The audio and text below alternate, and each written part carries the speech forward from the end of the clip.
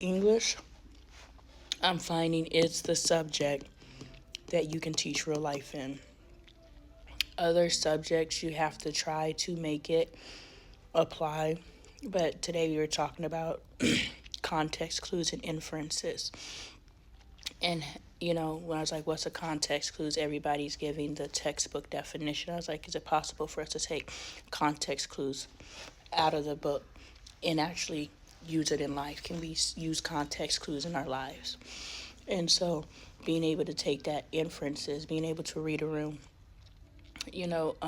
being able to discern the environment that we're in. So, some really good talking points. Man, I should have ate those oranges earlier. Like, my voice is popping. I was like, I'm about to film this video whether my voice is like this or not. I'm about to pop my stuff. But yeah, I'm really excited because I was able to, my first 3 classes, really reach into some of those children and give them some information where I know if and when they take heed, it's going to alter their reality.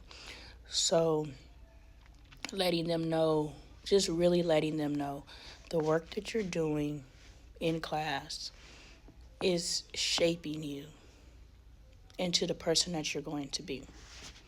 So if you're going to be a person that doesn't even do your schoolwork, you're probably going to be a person who doesn't really do anything unless you want to.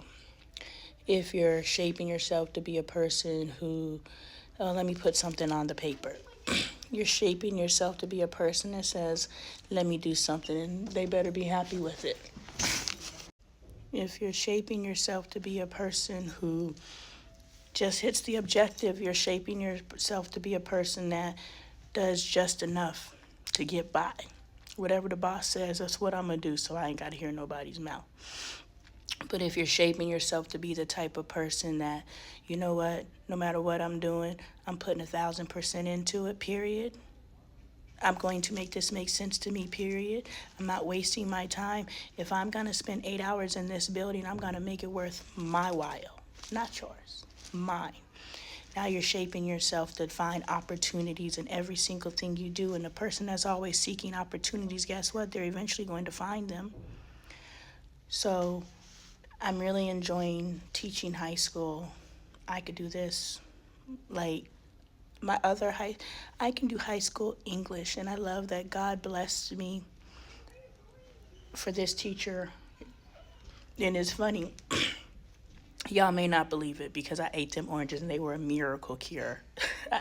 I have been all day, but had a coughing fit, and these kids, nobody said, are you okay? They just mind their business, doing what they doing.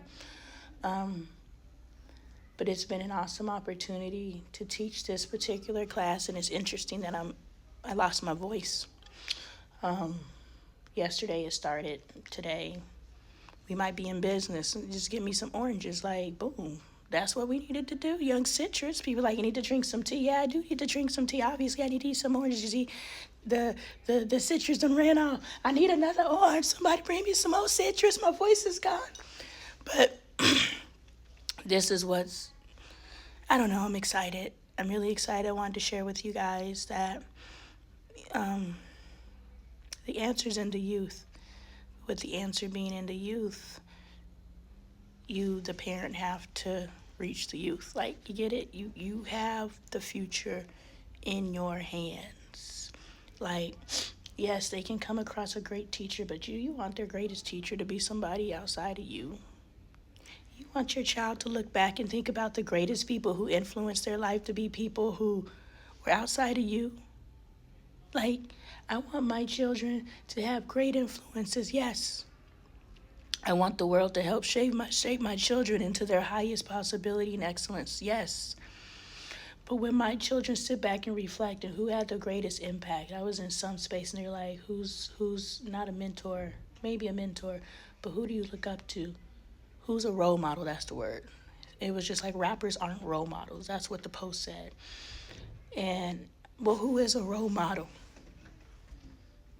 When my children sit back and they say, these are the role models that I had, because it's not just one.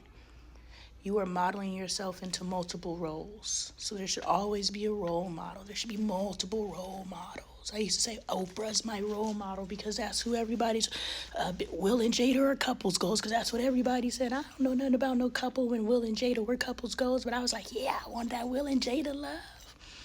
I want to be like Oprah. I didn't know nothing about them people. But if we want to talk about, but we got to think about how they getting the money, right? It's a whole new world. It's a whole new world. We live in a whole new world. So, but if we want to look at business mind, business structure, the ability to make deals, Oprah has done some things, and I don't know what Oprah has done to do those things, but Oprah has done some things to put her in the rooms that she's in to give her the legacy that she has, good or bad.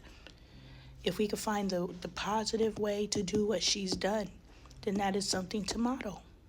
So we can look at different people and say, yes, I would like to, that perseverance, that push through, that breaking through glass ceilings. When Oprah came into the game, she was paid like X amount of tens of thousands less than her white male counterpart. I wonder how much that white male counterpart is making today compared to the billions that Oprah's making today.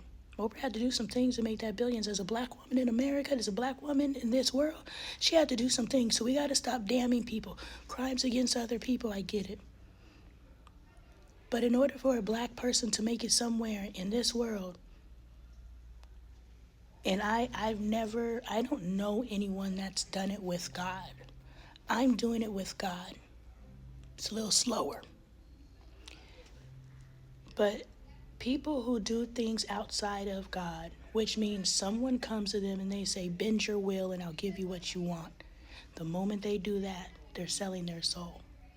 The moment you just go get a job and you settle. I just read a post where someone was just like, money's really bad. I can't even get my kid a birthday present and, I'm ready to just say F it. Every day this person shows up to a job that is not paying them enough to provide the basic things that they desire for their child. So if we start looking at that and understand that we're trading our lives, our legacy, for something that's not even paying us enough to give us the basics, that in essence is selling yourself. It's not just big deals. Sometimes they wave $15 an hour in front of you and you're like, that's better than the 10 I'm getting, let's go.